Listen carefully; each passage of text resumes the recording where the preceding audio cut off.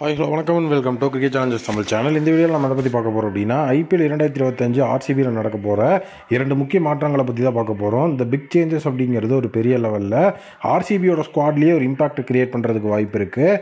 என்ன அப்படின்னா இப்போ ஜேக்கப் பெத்தல் அதுக்கப்புறம் ஹேசல்வுட் இவங்க 2 பேரும் ஐபிஎல் 2025 ஆர்சிபியாக விளையாடுறது மிகப்பெரிய லெவலில் இப்போ டவுட் அப்படிங்கிற விஷயம் வந்துருச்சு.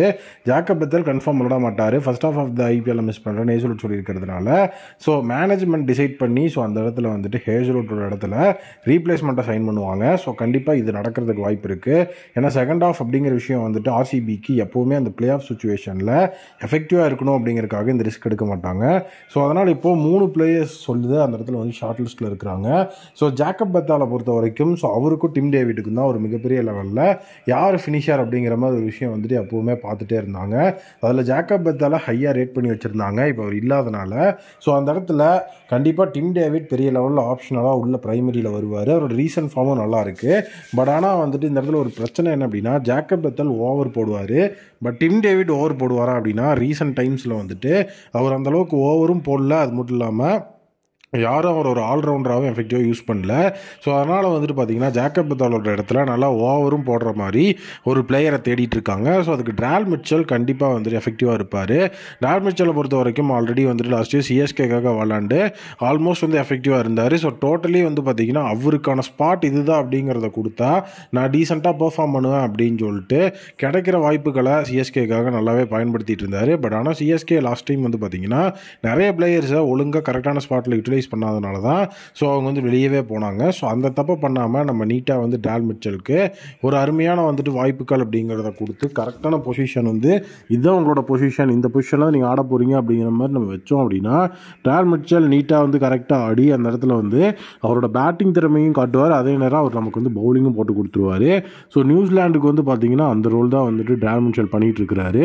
அதனால் ட்ரால் மிச்சல் டு ஆர்சிபி ஒரு நல்ல ஒரு ஆப்ஷனாக இருக்கும் in place of Jacob Bethell. அதுக்கப்புறம் ஜாஸ் ஹேசல்வுட் அப்படிங்கிற அந்த ஒரு பிளேயர் வெளியே போகிறாரு அப்படின்னா நமக்கு அவரோட இடத்துல ஒரு பேசர் தான் ரீப்ளேஸ்மெண்ட்டாக வரணும் அப்படின்னு தேவையில்லை. ஏன்னா அந்த இடத்துல பார்த்தீங்க அப்படின்னா துஷாரா இருக்கிறார் ஓவர்சீஸ் சைடில், லுங்கி இங்கிடி இருக்கிறாரு. அதனால் பார்த்தீங்கன்னா இந்த ஸ்பின் அப்படிங்கிற விஷயம் தான் பெரிய லெவலில் ஒரு ஹோல்ஸாக இருந்துகிட்ருக்கு. அந்த ஸ்பின் அப்படிங்கிற விஷயத்தை நம்ம ஓகே பண்ணுறதுக்காக 2 ஸ்பின்னர்ஸை இன் லைனில் நான் வச்சுருக்கிறேன். யார் அப்படின்னா ஒன்று டர்பிஸ் சம்சி, சவுத் ஆஃப்ரிக்கன் ஸ்பின்னர். நல்ல ஒரு மிஸ்ட்ரி ஸ்பின்னர், ரீசன்ட் டைம்ஸ்லேயும் நல்ல ஃபார்மில் தான் இருக்கிறாரு. டோட்டலி நல்ல எக்ஸ்பீரியன்ஸ் அப்படிங்கிறதும் அவர்கிட்ட இருக்குது. அதையும் நம்ம பார்க்கலாம். பட் ஆனால் அன்சோல்டாக போயிட்டார். அதனால் இவரை ஒரு ரீப்ளேஸ்மெண்ட்டாக கன்சிடர் பண்ணலாம். டர்பி சம்ஜி இல்லை அப்படிங்கிற பட்சத்தில் எனக்கு இன்னுமே பார்த்தீங்கன்னா நல்ல ஒரு தரமான ஒரு ஸ்பின்னர் வேணும், நல்ல எக்ஸ்பீரியன்ஸும் இருக்கணும் அப்படின்னா கண்டிப்பாக ஆடில் ரஷீத்தை நம்ம எஃபெக்டிவாக டார்கெட் பண்ணலாம். ஆடில் ரஷீத் பார்த்தீங்கன்னா நல்ல ஒரு எக்ஸ்பீரியன்ஸான ஒரு ஸ்பின்னர். மேட்ச் ப்ராக்டிஸ் அப்படிங்கிறதும் ரெகுலராக இருக்கவருக்கு, ரீசெண்டாகவும் நல்ல ஃபார்மில் இருக்கிறாரு, நல்ல எஃபெக்டிவாக இருப்பார் ஆர்சிபி டீமுக்கு. ஸ்பின்னர் ஏன் நான் இந்த இடத்துல சொல்கிறேன் அப்படின்னா குர்னல் பாண்டியா, அதுக்கப்புறம் சுயாஷ் சர்மா அப்படிங்கிற மாதிரி ஒரு பெரிய லெவலில் கீ ஸ்பின்னர் அப்படிங்கிற மாதிரி யாருமே அங்கே இல்லை. இவங்க ஸ்பின் அட்டாக்கை லீட் பண்ணுவாங்க அப்படின்னு சொல்கிற அளவுக்கு. அதனால் அந்த இடத்துல பிளேயர்ஸ் தேவைப்படுறதுனால தான் அதை நான் சொல்கிறேன். ஒரு சைடில் வார்னர், டீவல் பிரீவிஸ் அப்படிங்கிற விஷயங்கள் போயிட்டு இருந்தாலும் அந்த இடம்லாம் நமக்கு பிரைமரி நீடு கிடையாது. பட் இப்போ நான் சொல்லியிருக்கிற இந்த விஷயங்கள் நமக்கு பிரைமரி நீடாக இருக்கிற விஷயம்.